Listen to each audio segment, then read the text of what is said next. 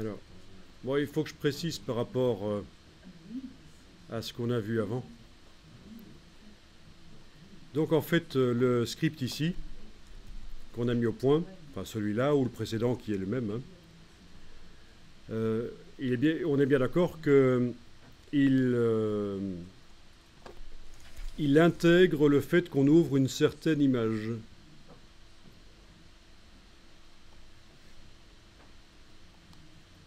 Le script intègre le fait que j'ai ouvert, pour créer le script, j'ai ouvert une certaine image.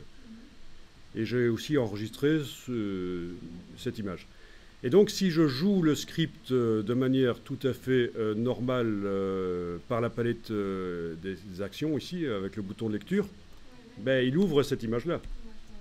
Même si j'en ouvre une autre et que j'essaye de faire jouer le script sur cette autre image, voilà, il va, si je le joue, ce script, il ne va pas le faire sur cette image-là, il va le faire sur ben, l'image qui va ouvrir là. Voilà, c'est toujours la même image qu'il ouvre. Il n'y a pas le choix, chaque fois que je joue le script, il réouvre la même image. Ok. Donc parce qu'en fait, il est prévu pour jouer par traitement par lot, uniquement. Et donc quand je fais le traitement par lot, fichier automatisation traitement par lot, on coche l'option priorité pour qu'il ne tienne pas compte du nom de l'image qui a été utilisé pour faire le script.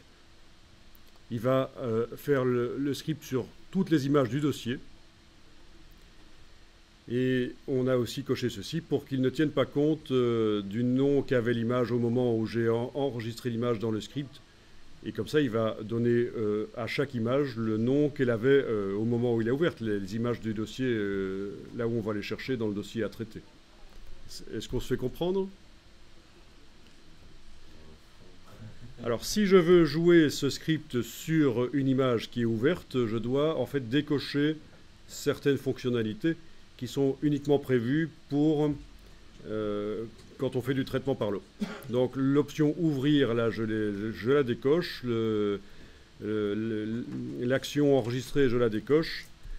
Et quand je joue le script, normalement, ça va faire ce que ça doit faire. Ça va mettre le calque de réglage au-dessus. Donc avec le bouton lecture, je vais jouer le script. Voilà, ok.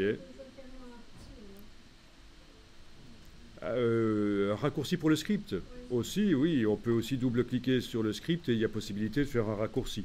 Comme ça, on l'appelle avec une touche de fonction de F1 à F19 et avec une touche de modification, on appelle ça. Donc, par exemple, pour être certain que ça ne correspond à rien qui existe sur l'ordinateur, je vais par exemple prendre F10 et avec majuscule commande enfoncée, ça va appeler le script. Je vais essayer sur une autre image. Ok, donc je vais faire, sans avoir la palette action ouverte, là, je vais faire majuscule commande et la touche F10, et ça marche en effet. Ça a appelé le script. Donc on peut le faire, l'appeler par un raccourci clavier aussi. Ok? Donc, à mon avis, il n'y a rien que tu fais mal, en fait. Hein.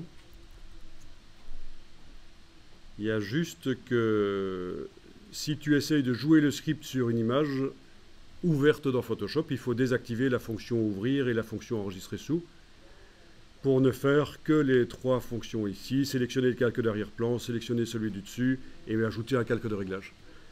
Et si on veut le faire jouer sur un dossier, il faut absolument activer ces options-là.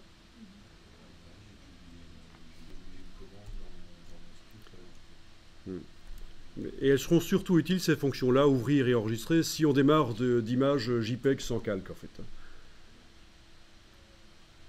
C'est pour ça qu'on les a mises. Hein. C'est parce que si on démarre d'images JPEG sans calque et qu'on termine à la fin du traitement avec des calques, ça pose un problème pour faire le traitement par lot. Donc on a dû inclure le fait qu'on enregistrait, qu'on ouvrait l'image et qu'on l'enregistrait au format Photoshop.